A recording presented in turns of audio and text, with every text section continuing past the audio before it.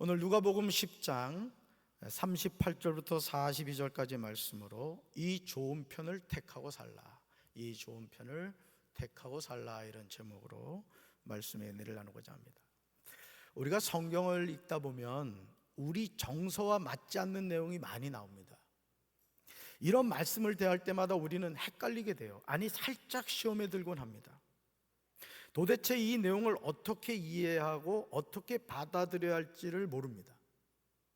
누가복음 10장 38절부터 42절에 나오는 내용도 이런 내용 가운데 하나예요. 우리가 이런 내용을 대할 때마다 늘 명심해야 할 것이 있어요. 그것은 나의 최선이 아니라 하나님이 원하시는 결정과 선택을 해야 한다는 사실입니다. 로마서 8장 6절에서 바울은 우리에게 중요한 영적 비밀을 알려주고 있어요. 같이 읽습니다. 육신의 생각은 사망이요 영의 생각은 생명과 평안이니라. 아멘.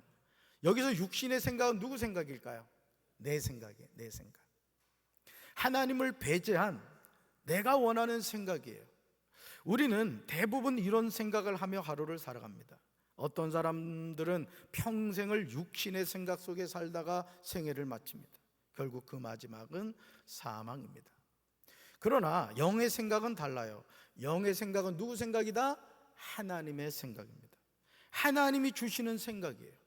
그러므로 잠언 14장 12절에서 이 사실을 명확하게 알려주고 있습니다. 일상의 삶에서 우리가 어떤 생각을 하며 사느냐는 정말 중요해요. 같이 읽습니다. 어떤 길은 사람이 보기에 바르나 필경은 사망의 길이니라. 아멘. 사랑하는 성도 여러분, 어떤 사람이 본 길이 있습니다. 이 사람은 이 길이 바르게 보였어요. 그리고 그 길을 선택했어요. 그러나 안타깝게도 마침내는 사망의 길이었다는 거죠.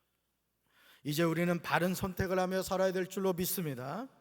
죄의 본성의 지배를 받는 사람의 생각은 죽음이지만 성령의 지배를 받는 사람의 생각은 생명과 평강임을 깨달아야 돼요. 하나님의 생각을 해야 합니다. 예수님과 제자들이 여행하다가 어떤 마을로 들어갔어요. 그런데 마르다라는 여인이 예수님을 자기 집에 모셔드렸습니다. 얼마나 감사해요. 여기서 어떤 마을이라고 나와요.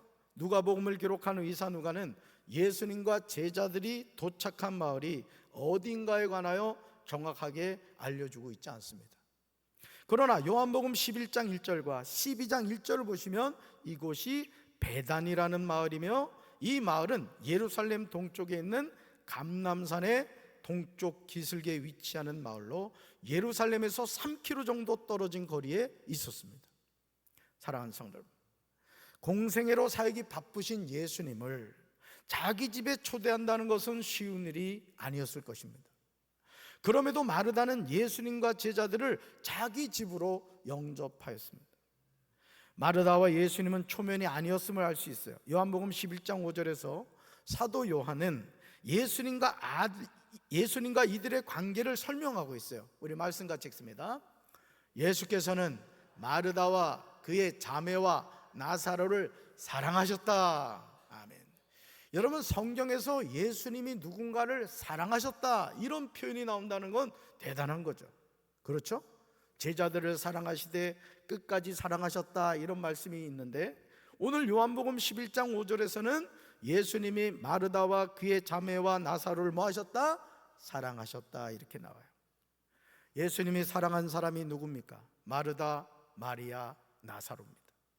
요한복음 11장 5절에서 사도 요한이 구체적으로 예수님이 이들을 사랑하셨다고 기록하고 있는 것을 볼 때 예수님과 마르다의 가족관계는 보통 이상이었습니다.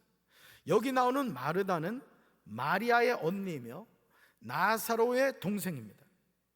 요한복음 11장과 12장에 나오는 내용을 보시면 나사로는 죽었다가 예수님의 도움으로 살아난 일이 있으며 마리아는 예수님의 몸에 향유를 부은 일이 있습니다. 그만큼 이들 가족은 예수님과 각별한 관계에 있었습니다.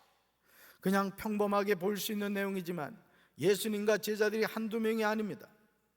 예수님만 자기 집으로 모셨다면 무슨 문제가 있겠어요? 하지만 예수님과 제자들이 함께 길을 가다가 베다니에 들어가셨고 마르다가 자기 집으로 예수님과 그 일행을 초대한 거예요.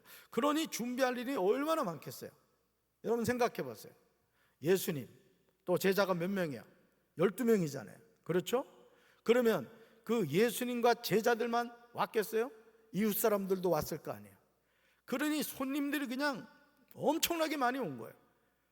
그런데 그 사람들에게 뭔가 먹이려면 얼마나 바쁘겠어요. 준비하는 일이 얼마나 바쁘겠습니까? 그런데 손님을 맞이하기 위하여 이렇게 분주한 상황에서 우리는 너무 이기적인 한 사람을 만나게 됩니다. 누가는 39절에서 이 사람이 누구인가를 언급하고 있어요. 말씀 같이 읽습니다. 마르다에게는 마리아라는 동생이 있었습니다. 그 동생은 주의 발 앞에 앉아 예수께서 하시는 말씀을 듣고 있었습니다. 아멘. 사랑하는 성도 여러분, 아무 일이 없는 경우라면 마리아가 예수님의 발 앞에 앉아 예수님의 말씀을 듣는 것을 누가 뭐라 하겠어요? 그렇죠? 하지만 지금은 상황이 전혀 다릅니다. 언니 마르다가 예수님과 제자들을 집으로 초청했어요. 그냥 잠깐 쉬다 가라는 게 아니잖아요. 왜 초청했어요? 와서 뭔가 드시라 이거예요. 쉽게 말하면 식사 대접을 한 거예요. 식사 대접. 그러니 식사 대접을 했으니 평소 같이 그냥 여러분 찬장에 있는 밥 대표 드릴 수 없잖아요. 뭔가 음식을 준비해야 되고 특별한 뭔가를 내놓아야 되는 그런 상황이 된 거예요. 언니 마르다가 예수님과 제자들을 집으로 초청한 거예요. 손님을 초청한 상황에서 한가롭게 예수님 앞에서 말씀을 듣고 있을 상황입니까?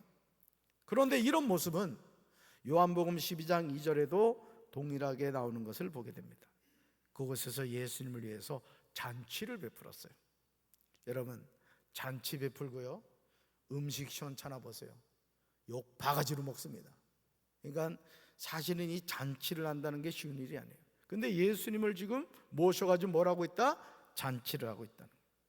마르다는 음식을 날랐고 나사로는 예수님과 함께 음식을 먹고 있는 사람들 가운데 함께 있었어요. 마르다의 여동생 마리아와 남동생 나사로가 하는 행동이 얼마나 철이 없어 보여요. 그죠? 손님을 초청했는데 누구만 지금 바쁜 거야? 마르다만 지금 바빠 죽겠는 거죠. 마르다는 예수님을 위하여 음식을 마련하고 있고 마리아는 예수님의 곁에서 그에게 향유를 붓습니다. 여기서 주의 발치에 앉아의 문자적인 의미는 곁에 앉다로 제자가 스승의 발치에 앉아 교훈을 듣는 자세를 묘사하는 말이에요. 그냥 앉아서 말씀을 듣고 있는 것이 아니었다는 거죠. 이것은 마리아가 마치 한 학생이 선생님에게 가르침을 받듯이 예수님에게 진리의 말씀을 들으려고 매우 열심히 있었음을 뜻하는 거예요. 그냥 이유 없이 앉아 있었던 것이 아니라 마치 예수님의 입에서 떨어지는 말씀을 하나도 놓치지 않겠다고 아주 눈이 초롱초롱해가지고 예수님의 말씀을 경청하고 있는 그런 상태였다는 것이죠. 마리아는 다른 일에 관심을 돌리지 않은 채 열심히 계속해서 예수님의 말씀을 경청하였던 겁니다. 언니 마르다가 예수님과 제자들을 초청한 상황에서 이루기가 쉽지 않습니다. 아무리 마리아가 철이 없어도 그러지는 않았을 겁니다. 그러나 마리아에게는요, 예수님에게 음식을 대접하는 것보다 예수님의 입에서 나오는 말씀이 더 중요했던 거예요. 오늘 우리가 신앙생활을 하면서 예수님을 대접하겠다고 말씀의 자리를 떠나는 경우가 있어요. 이것은 잘못된 거예요. 정리하면 이런 거예요. 한번 읽어볼까요? 주일 점심 식사를 준비하겠다고 주일 예배를 소홀히 여기면 절대 안 됩니다. 참 이게 점심 준비하는 게 여러분 쉽지 않죠? 이번 주에도 그 점심 식사 준비하시는 분들 보니까 가서 이 부식거리 사와야 되지 전날부터 비상이 걸리더라고 보니까. 여러분들이 점심 식사 주일날 이렇게 드시면은 꼭 잘 먹었다 좀 인사 좀 하시면 좋겠어. 아멘. 집에서 여러분 식구 이렇게 가족 식사 해주기도 쉽지 않잖아 솔직히죠. 그래서 제일 강 큰 남자가 삼식이라며 새끼 꼬박꼬박 챙겨 먹는 남편, 아주 강 큰 남자라 그러더라고. 근데 여러분 수백 명의 성도들을 이렇게 정심을 이렇게 준비한다는 게 쉽지 않은 일입니다 사실은. 그런데 문제는 그러다 보니까 마음이 그 식사 준비에 빼앗겨가지고 예배가 뒷전으로 밀리는 거예요. 사실은요, 제가 주일날 여러분 이 예배 순서지에 보면, 주일 예배 순서지에 보면은 말씀 선포 전에 담임 목사 기도가 없다고. 봐봐요, 주보에 찬양 다음에 바로 말씀 선포잖아. 근데 말씀 선포하기 전에 왜 제가 기도하는지 알아요? 식사 준비하는 사람이 나가야 된대. 그러니까 담임 목사님이 설교하기 전에 꼭 기도를 해달라는 거야. 그래서 기도를 시작하잖아요. 찬양대는 서야 되지, 가서 또 말씀은 준비해야 되지. 그래가지고 사실 이제 제가 목양 기도를 하게 됐습니다만, 뭐 또 그것도 의미가 있어가지고 제가 이제 꾸준히 하고 있습니다만은, 제가 여러분들한테 꼭 권면을 드리고 싶은 건 뭐냐면은, 아무리 주일 점심 식사를 준비한다 할지라도 뭐가 우선이라고요? 예배가 우선이라 이거예요. 아멘. 이거 절대 놓치면 안 돼요. 반찬 4개 준비할 거 3개 준비하더라도 예배를 우선적으로 드려야 된다. 누가복음 10장 40절에 실제로 어떤 일이 일어나게 되었는가를 전하고 있어요. 우리 말씀 같이 읽습니다. 마르다는 준비하는 일이 많아 마음이 분주한지라 예수께 나아가 이르되 주여 내 동생이 나 혼자 일하게 두는 것을 생각하지 아니하시나이까 그를 명하사 나를 도와주라 하소서. 아멘. 마르다는 준비하는 일이 많아. 뭐가 분주했다고요? 마음이 분주했다. 마르다의 바쁜 모습은 그녀가 예수님께 대단한 정성을 쏟았음을 보여줍니다. 여기서 이 분주한지라는요, 사방에서 끌어당기다는 의미가 있는 거예요. 그러니까 마음이 막 그냥 다 빼앗긴 거예요. 그냥 막 정신이 없는 거예요. 정신이. 여러분 생각해 보세요. 20명이 뭐야? 제가 볼 때 3, 40명도 넘었을 것 같아. 이웃집까지 왔을 테니까. 그러니 그 많은 사람들을 대접하려고 그러니 마르다가 얼마나 정신이 없었겠어요. 그렇죠? 여러분, 어느 정도로 마르다가 어느 정도로 바쁜 상태였는가를 생생하게 보여줘요. 그런데 동생 마리아는 예수님의 발 아래 앉아 전하시는 말씀을 조용히 듣고 있었습니다.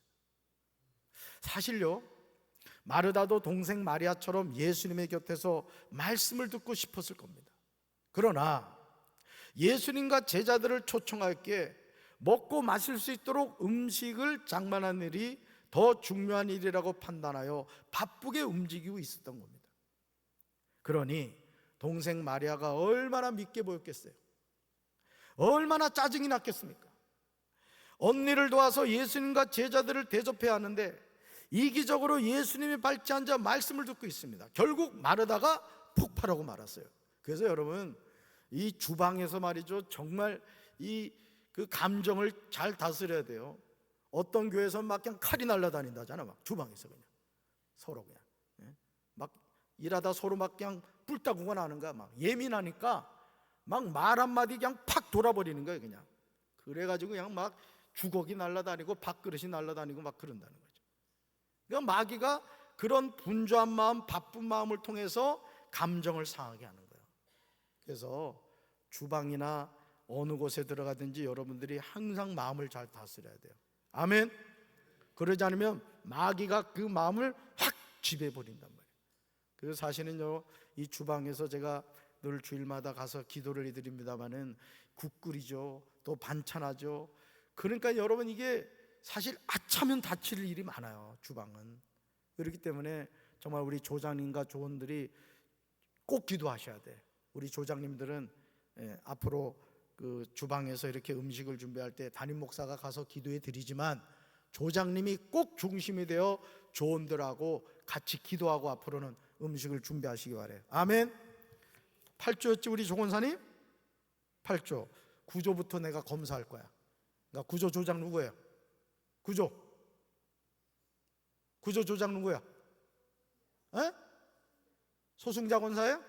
소권사님 꼭 기도하고 준비하라고 하세요. 총회장님, 네, 검사할 테니까 항상 그래야 됩니다. 그렇지 않으면 선한 일을 하면서도 마귀의 지배를 받게 된다 이거예요.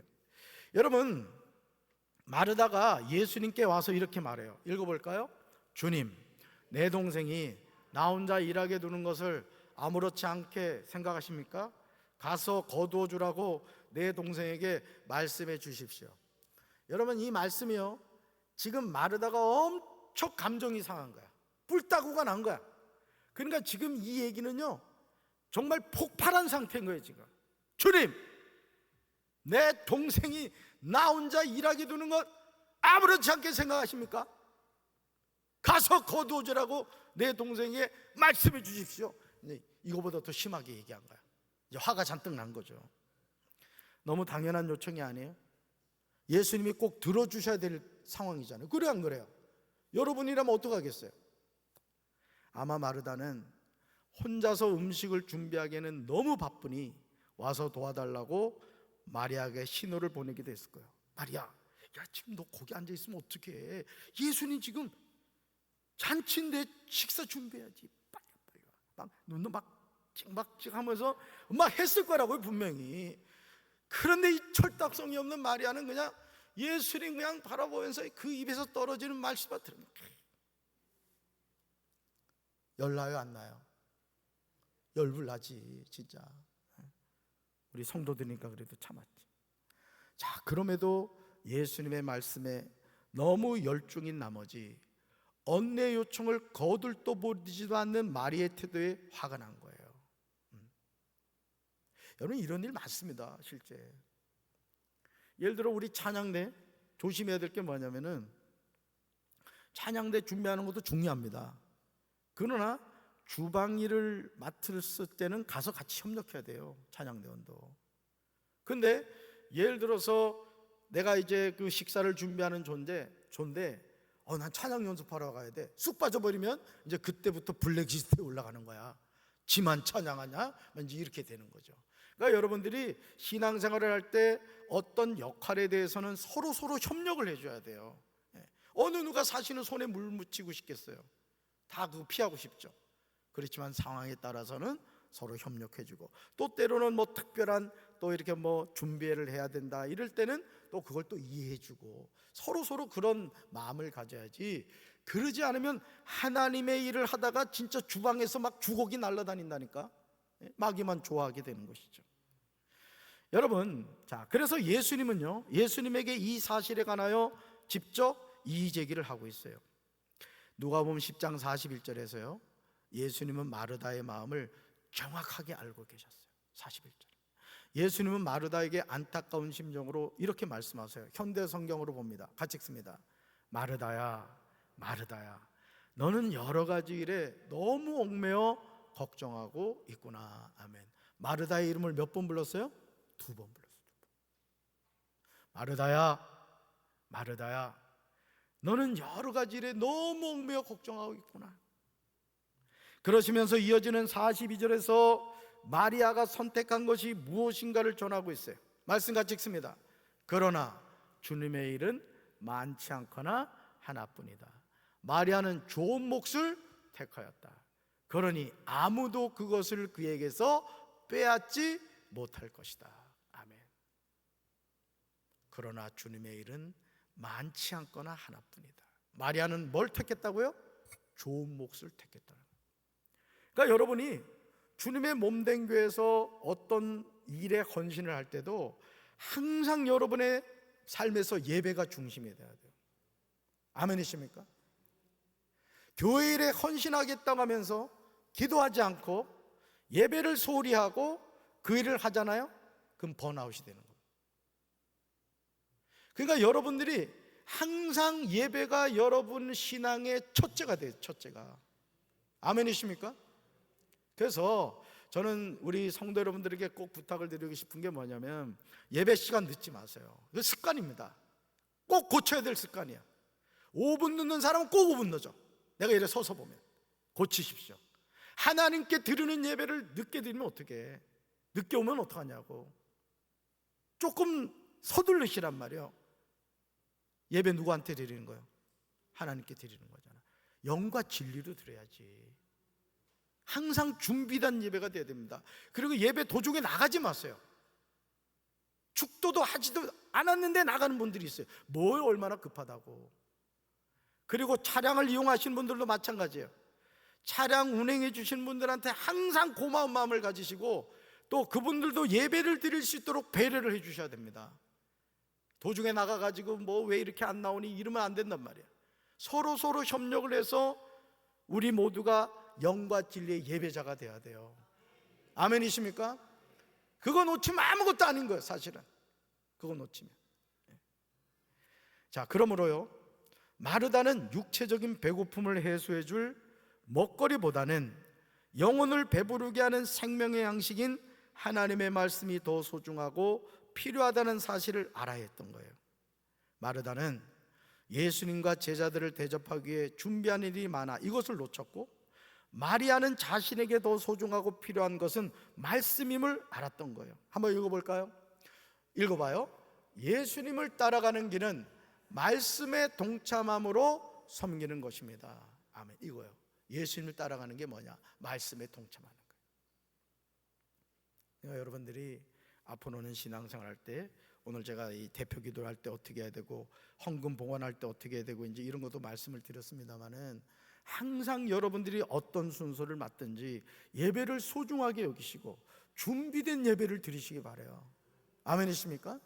그리고 미리 최소한 5분 10분 전에 오시면, 늘 말씀드리지만 오늘 성경 본문이 누가복음 10장이면 그 성경을 찾아놓고, 또 찬송가 몇 장이다 하면 그 찬송가도 찾아놓고, 그래서 예배를 드릴 때는 본문 어디입니다 하면 물론 우리가 PPT를 다 띄워줍니다만은, 그래도 그 본문에 해당하는 성경을 딱 펼쳐놔야 되는 거예요.